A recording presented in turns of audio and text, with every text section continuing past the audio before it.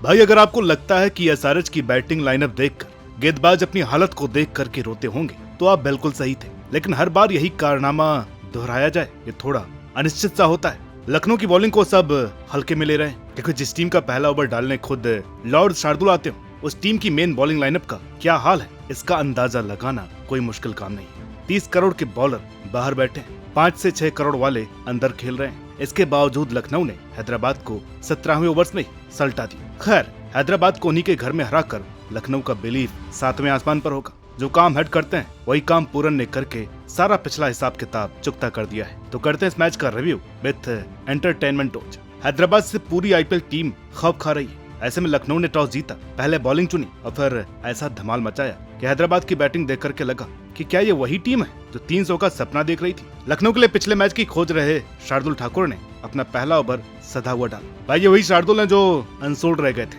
लेकिन आज उन्होंने ऐसा कमबैक मारा है कि लग रहा था शार्दुल अपनी कीमत को अदा कर नहीं आए। उनका दूसरा ओवर पहली बॉल, आईपीएल में तीसरी बार अभिषेक शर्मा को प्लानिंग के साथ डीप स्क्वायर लेग में आउट कर दिया। अगली बॉल ईशान किशन जो कि पिछले मैच में सेंचुरी ठोकर के आए थे, उनको गोल्डन डक पर आउट कर दिया और उसके बाद स्टेडियम में सन्नाटा। शार्दुल ने 2 बॉल में एसआरएच की हवा निकाल दी। तो खैर 300 बनाने का सोच रही हैदराबादियों के 2 बैट्समैन निपट चुके थे। हैदराबाद के फैंस का चेहरा ऐसा था जैसे कोई उनकी बिरयानी में नमक डालना भूल गया। लेकिन अभी तो ट्रेविस हेड क्रीज पर थे और सबको लग रहा था कि अब हेड तूफान लाएंगे। ट्रेविस हेड ने तीसरे ओवर से अपनी कहानी शुरू की और भाई ऐसा लगा जैसे वे लखनऊ के गेंदबाजों से कोई पुरानी दुश्मनी निकाल रहे। 47 रन बना करके आउट हो गए। तो इस तरह से एलएसजी बच गई। हालांकि ट्रेविस हेड का कैच 2 बार ड्रॉप किया गया, फिर उन्होंने 47 बनाए। अब ये तो लखनऊ की किस्मत थी, वरना 300 का तो पता नहीं, 240 तो कंफर्म ही थे। हेड के आउट होने के बाद हेनरी क्लासन और नीतीश रेड्डी ने पारी को संभाला। क्लासन ने फिर से वही अपने पुराने स्टाइल में बैक फुट पर जा जाकर छक्के मारे, लेकिन क्लासन का मजा ज्यादा देर नहीं चला। 12वें ओवर में एक अजीब रन आउट हुआ। प्रिंस यादव की बॉल उनके हाथ से टकरा कर नॉन स्ट्राइकर एंड पर जाकर लगी तो क्लासन क्रीज से बाहर थे। स्कोर 110 पर 4। हेड के बाद एक और अच्छी कामयाबी थी। हालांकि नीतीश रेड्डी और अनिकेत वर्मा की जोड़ी ने मिड ओवर्स में गेम जरूर बनाया, लेकिन 15वें ओवर में बिश्नोई ने उन्हें बोल्ड कर दिया। इसके बाद अनिकेत वर्मा ने उसी ओवर में 2 छक्के लगाकर एसआरएच का माइंडसेट बता दिया कि मैच सिचुएशन जाए भाड़ में, हम तो अपनी मस्ती में रहेंगे। और यही कारनामा अगले ओवर में राठे के खिलाफ अंजाम दिया गया, लेकिन 6 की हैट्रिक के चक्कर में वो आउट हुए। इसके बाद फिर से कमिंस ने आते ही 6 मारा। कप्तान साहब ने क्या धमाल मचाया, 4 बॉल में 18 रन, 3 छक्के लगातार। लेकिन टीम ने आखिर 2 ओवर में महज 10 ही रन बनाए, जिसकी वजह से 200 की जगह 190 ही बने। लखनऊ की स्ट्रेटेजी थी कि पावर प्ले में जल्दी विकेट ले और शार्दुल ने वो करके दिखाया। लेकिन मिडिल ओवर्स में रवि बिश्नोई और दिग्वेश को कंट्रोल करना चाहिए था, क्योंकि अनिकेत और नीतीश ने वहां से गेम पलट दिया। हैदराबाद की बैटिंग ऑर्डर में बदलाव की जरूरत थी। क्लासन को ऊपर भेजते तो शायद स्कोर 200 पार जाता। फील्ड प्लेसमेंट में भी लखनऊ ने ढील दी, वरना कमिंस का कैमियो नहीं चलता। खैर बात यह है कि लखनऊ ने शानदार वापसी की और आने वाले तूफान को रोक दिया, क्योंकि एसआरएच के स्टैंडर्ड के हिसाब से 190 यानी कि कुछ टीम का 155। तो कल तो लखनऊ के नवाबों ने कर दिया है दैत्यों का काम तमाम। टॉस के बाद पंत ने कहा था कि वो कुछ भी टारगेट हो उसको चेज करने उतरेंगे। इससे उनके बैट्समैन भी इसी रिदम में दिखे, बस मार्करम मिड ऑफ पर कैच दे बैठे।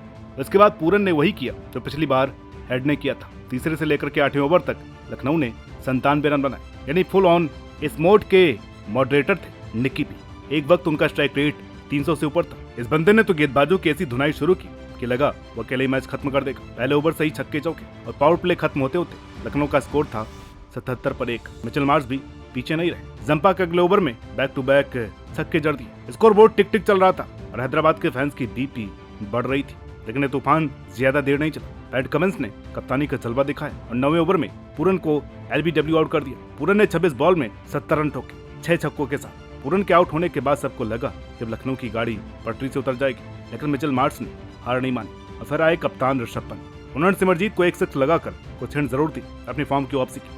लेकिन उसी दौरान कमिंस ने मिच मार्श को निपटा कर गेम में हलचल लाने की कोशिश की और पंत का जादू कुछ ज्यादा देर नहीं चल सका।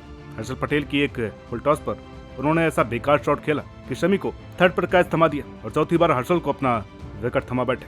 शमी ने रिएक्शन भी ऐसा दिया कि जैसे पक्का नो बॉल है और पंत ने भी ऊपर से नो बॉल की उम्मीद में रिव्यू लिया, लेकिन बॉल ट्रैकिंग ने दिखाया कि वो क्रीज पर खड़े होते तो भी आउट थे। अब क्रीज पर थे डेविड मिलर और अब्दुल समद। जम्मू कश्मीर के अब्दुल समद ने वो फिनिशिंग टच दिखाया जो आप किसी थ्रिलर मूवी के क्लाइमेक्स में देखते हैं। हर्षल के विकेट टेकिंग ओवर में ही 1 छक्का और 1 चौका मार कर समद ने अपने एक टीम को जीत से बहुत दूर धकेल दिया। अगले ओवर में भी यही रिपीट हुआ। तब बॉलर थे जंपा। 17वें ओवर में ईशान किशन की बॉल को कवर के ऊपर से ठोक कर मिलर ने मैच खत्म करके एक भ्रम या अफवाह दूर कर दी कि एसआरएच हैदराबाद में अनबीटेबल है। हैदराबाद की स्ट्रेटजी थी कि पूरन मार्च को जल्दी आउट करे, लेकिन शुरुआत में शमी के अलावा कोई गेंदबाज दबाव नहीं बना पाए। पैट कमिंस ने बीच में वापसी की कोशिश की, लेकिन जंपा और हर्षल ने महंगे ओवर डाले। फील्डिंग तो लखनऊ की भी खराब रही। अब आगे देखते हैं कि किस टीम पर हैदराबाद का गुस्सा निकलता है। तो दोस्तों, लखनऊ ने 190 को 16.1 ओवर में चेज करके दिखा दिया इनकी बैटिंग में कितना दम है। हैदराबाद के लिए हार थी एक सबक कि भाई 300 ठोकने का प्लान तो ठीक है, लेकिन बॉलिंग भी सुधारो और आज होने वाले रिवेंज मैच के लिए तैयार रहिए।